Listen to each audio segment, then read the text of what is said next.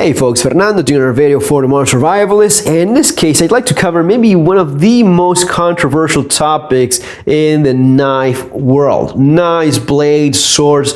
The Fuller or blood groove is maybe one of the more controversial topics to discuss. Usually much fantasy is involved, usually much self-claimed expert has somewhat of an idea and will kind of get it right at times. Rarely have I come across someone, even among experts, and I'm talking about real experts, rarely have I come across someone that knew the full extent as of why this has not just one or two, but several reasons as of why this is. So let's get right to it. You probably heard a bunch of stuff that was completely nonsense. I mean, I've heard people that said, that this is found in daggers so as to inject air into the bloodstream and cause horrible shock and death. Sometimes when you come across someone that's kind of gets a little bit more of an understanding of blades and knives in general, they will get closer to as of why this is. One of the more accurate things most people will tell you, and this is probably one of the main reasons why you find this in some of the more modern knives, is making the blade more lightweight. It is true that, for example, this Bussy Team Gemini Light Brigade, removing this amount of steel will make the blade more lightweight, correct? Yeah, that's actually true. So it also looks good. Aesthetics also matter, especially these days in a world of all sorts of knives and marketing being so important. A knife that looks good also comes into play in the equation as of why you find the Fuller in knives. Now this goes back way hundreds or maybe even thousands of years, and my advice here is this: if you see something that has been done in swords, in big blades, in smaller blades, in bayonets, and in combat knives, maybe there's just more than one reason. So the first one we already discussed, lightweight. Sure. Now, if you go back to kind of like Middle Ages and even before that, why is it that they would do a Fuller in a sword? Well, besides you want to have a sword that is as lightweight as possible, but there's also a simple matter of economics. When you study materials, for example, beams like this H-beam, you learn that the more distance you have from these axes, the more rigidity that material has. This is very important in structural engineering. You have L-beams, T's. All of that is basically looking to place material the further away possible from these axes. The same was intuitive among blacksmiths. They understood that if I have a bar of metal and I have to make a sword, instead of going with a simple shape like this, having a Fuller and displacing that material and putting it further away would give me a more efficient use of that same metal. The blade would be wider, it's going to be lighter, and it's going to be structurally rigid in spite of having the same amount of metal than the other alternative. Okay. So you want to have those things. You want to have a blade that is as lightweight as possible, as rigid as possible, giving the amount of metal. Now, one of the misguided things I've heard is that this makes the sword or the blade stronger than if it was full. That's actually not true. If I have this beam and this was just a rectangular piece of steel all full of metal, then that would be stronger. It's going to be a lot heavier. It's going to be a lot more expensive, but definitely it's going to be stronger. This does not make the sword or the blade stronger than if it had been there, all right? Now, when you look at modern blades, you will usually see that this is actually machined out. So that material is not economically being used in something else. That's being removed and lost. So it's not a matter of economics. Is it always just about having a lighter blade? Some of that, but there's even more. One of the things that I've seen, and I find this hilarious, is when people get all upset about people calling this a blood groove. This got nothing to do with blood. Well, yeah, kind of, yes it does. And there's a couple of reasons involving the use of daggers, bayonets, knives, and knives intended for hunting. Like this one. This is a blade intended for stabbing a wounded animal, and you have that same kind of blood groove, right? I would say that's an accurate way of calling it. The thing is this: When you have, for example, this Glock bayonet does not have any sort of blood groove or anything like that. It obviously doesn't seem to be needing it either because of the blade geometry. It's not all that long, certainly not as long as this bayonet that I have here.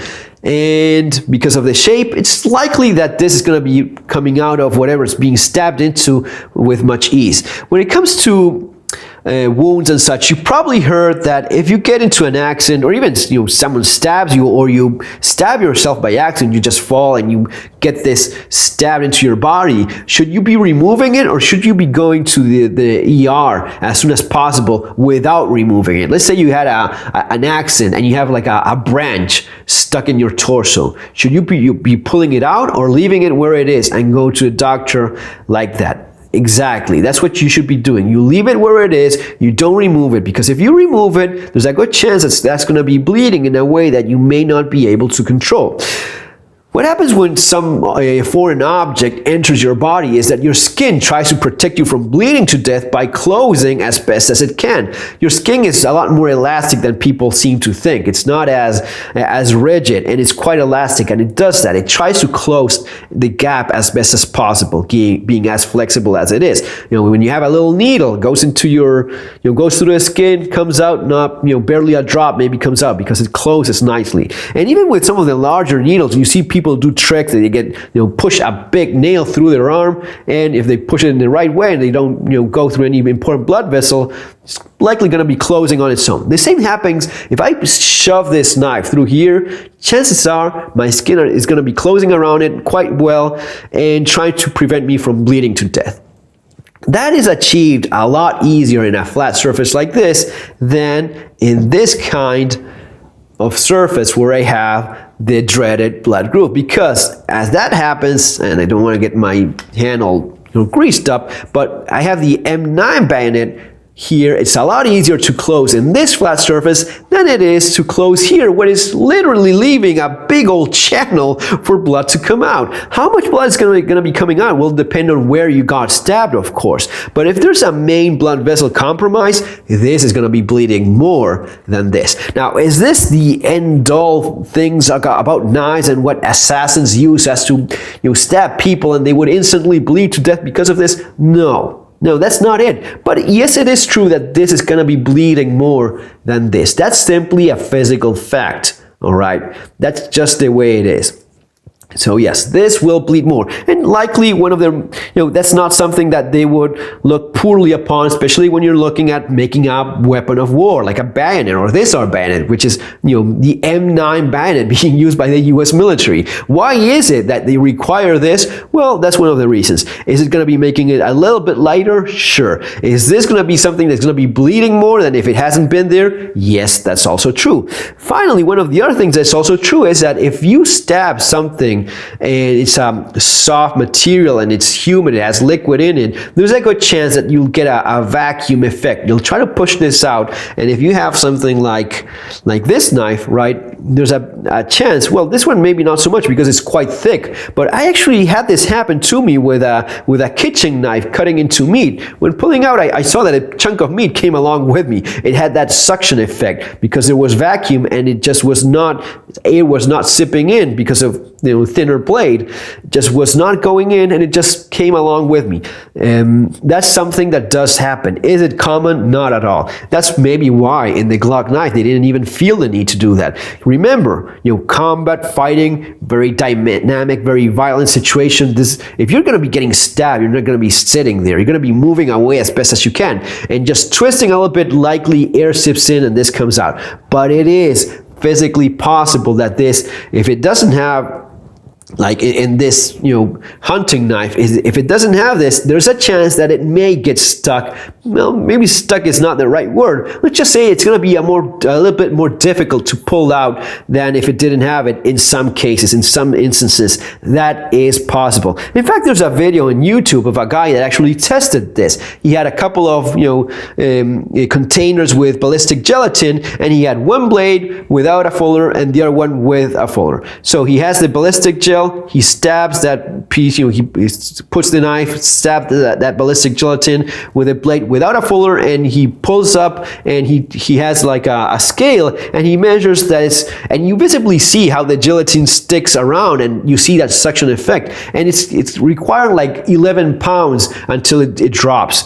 Now with the other blade that has the fuller, he does the same thing, and with just 3 pounds, he pulls it out almost, you notice the big difference. It's quite obvious that just one comes out very easily, the other one is having that suction effect. So that does happen. It is a thing. Is it something that happens all the time? No, I would say it's quite rare indeed. But in something like this, in a hunting knife, I absolutely see the wisdom in having something like this just in case, so as to avoid such an effect. It's not something, especially in a hunting knife, you're going to be looking more at what? Compromising certain organs, going for the heart, lungs, whatever it is that you're stabbing into. It's more about not waiting until it bleeds out through the blood groove. But yeah, something that's certainly a lot smaller, but it will allow air in. And being as deep and narrow as it is, I see how this is mostly about air going in and avoiding that that vacuum effect, and just being able to retrieve that blade a lot easier if you're stuck into an animal that's trashing around. Guys, those are the reasons. There's several, but those are the reasons why you see fullers in bigger blades, you see blood grooves and daggers, fighting knives, bandits and such. These are really the reasons why. Remember, there was a time in which there was no gunpowder. There were just blades. There were just daggers, knives, swords. If people have been using this and doing it this way, trust me, there's a reason for it. Also, words have meaning. In spite of the politically correct bullshit we seem to be redefining everything, if they call this blood groove, there was kind of a chance that it has something to do with it, because it's the same thing in Spanish. You know how you call this in Spanish? Sangradera. It literally means bleeding. Another way of calling this, surco de sangre, literally means blood groove. So the different words for Spanish for this same thing, pretty much all of them have to do something with in regards to blood, bleeding out or something like that. So it is about lightweight, it is about preserving material. No, it does not make the blade stronger. We covered that on the geometry of structural engineering like that. And yes, there's some relation to blood and how blood pours and how easier it is to retrieve a blade in some very rare occasions. Folks, I hope I finally answered this for you in a more comprehensive manner, so as to know what you're talking about next time you see this topic being brought up. Have an awesome day. See you in the next video. Take care.